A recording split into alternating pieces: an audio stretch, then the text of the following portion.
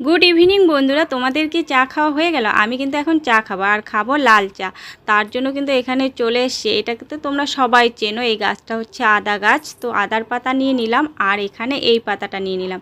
এই পাতাটাকে তোমরা কে কি বলো, মানে এই গাছটাকে আমরা কিন্তু ভোগ পাতা বলি।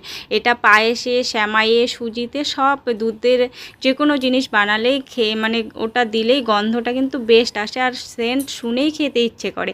তো তারপরে আমি চাটা বানিয়ে নিলাম। আর এখানে দেখো, আমি কালকেই ভেজে রেখে দিয়েছি চাল ভাজা। আগে কিন্তু এই চাল ভাজাটা খুব খেতাম, মানে সবার বাড়িতেই এটা হতো, আর লাল চায়ের সঙ্গে এটা খেতে কিন্তু দারুণ লাগে। তো আজকে এটাকে না আমি নিরামিষ বলে শুধু তেল দিয়েই মেখে খাবো, আর আমি একদমই ঝালটা খেতে পছন্দ করি না বলে শুধু তেল দিয়েই মেখে নিয়ে নিলাম। এটাকে পেঁয়াজ আর একটু চানাচুর দিলেও ভালো হয়। তো এটা দিয়ে মেখে খেলে কিন্তু দারুণ লাগে। আগে কিন্তু ছোটোবেলায় আমাদের বাড়িতে এটা খুব হতো, আর আমরা কিন্তু লাল চায়ের সঙ্গে খেতাম।